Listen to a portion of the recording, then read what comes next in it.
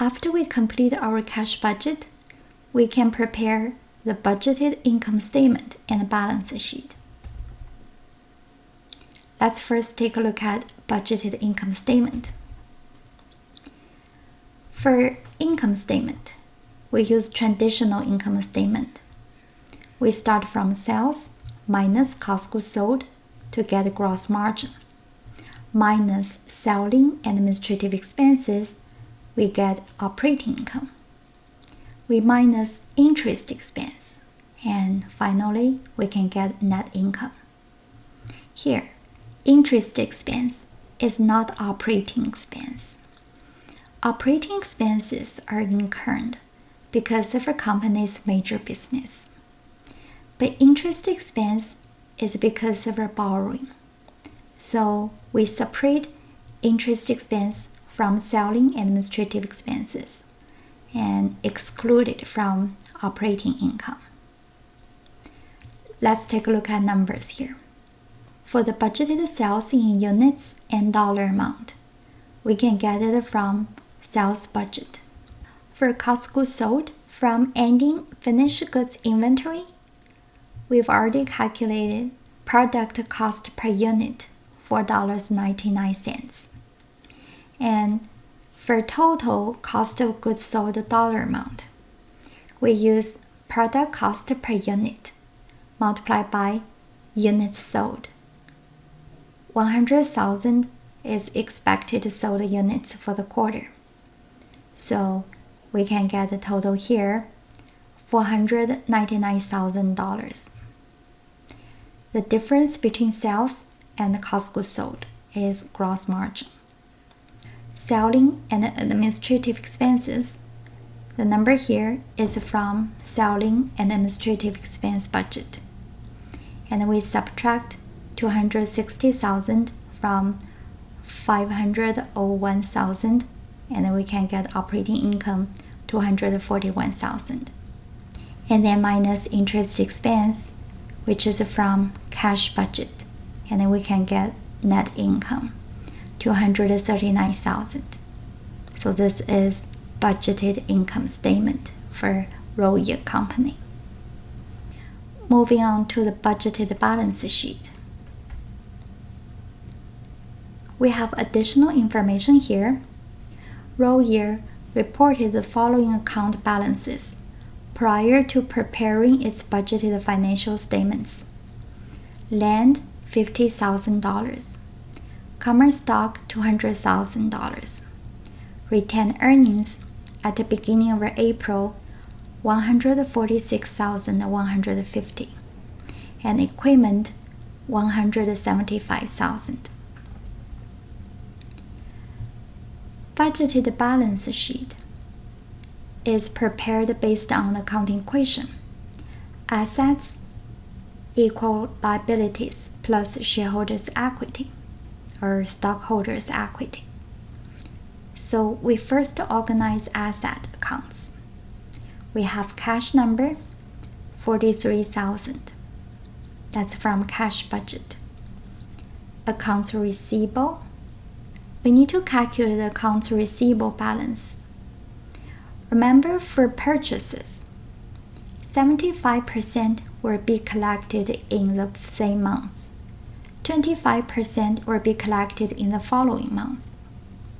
So for June's sale, $300,000, 25% has not been collected, and this is a balance of accounts receivable.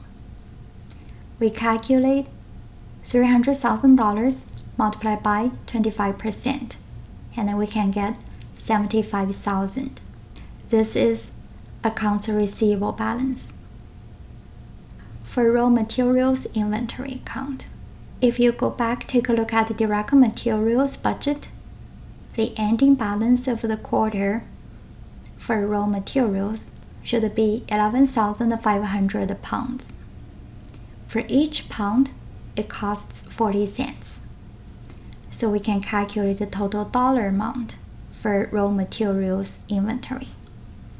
11,500 multiplied by 0.4, and then we can get $4,600. finished goods inventory. Ending finished goods inventory in units should be 5,000, and production costs per unit $4.99. So we use 5,000 multiplied by 4.99, and you can get ending finished goods inventory 24,950. For this number, you can directly find out from the ending finished goods inventory budget. Land, the question has told us 50,000. For equipment, the beginning balance for equipment 175,000. And if you go back, take a look at the previous slide. The company has purchased 143,700 of equipment in May and 48,300 in June. If you add those two numbers together, plus 175,000, you will get equipment balance 367,000. Add up together, total assets 564,550. Now for liabilities. Accounts payable balance, we can calculate based on June purchases. For purchases, half will be paid in the same month. The other half will be paid next month. So 50% of June purchases has not been paid yet. We can calculate 50% of 56,800, and then we can get 28,400. This is accounts payable balance. Shareholders' equity. Common stock 200,000. This is a given. For retained earnings, the question has told us beginning balance of retained earnings 146,150. To calculate ending balance of retained earnings, we can follow the formula. Beginning balance plus net income minus dividends. So we add net income. This is our budgeted net income from budgeted income statement we just prepared. We add this number to beginning balance minus dividends. This is cash dividends paid in April, and then we can get ending balance of retained earnings 336,150. We add up together to get total liabilities and stockholders' equity balance. This is the same as total assets. And this is our budgeted balance sheet. Let's review a little bit for the master budget. We start from preparing sales budget in units and dollar amount. And then we prepare production budget.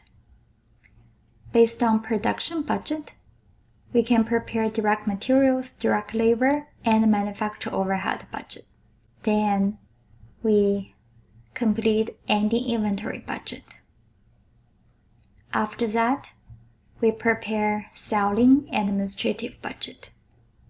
Based on cash receipt and cash disbursements from all above budgets, we can prepare the cash budget.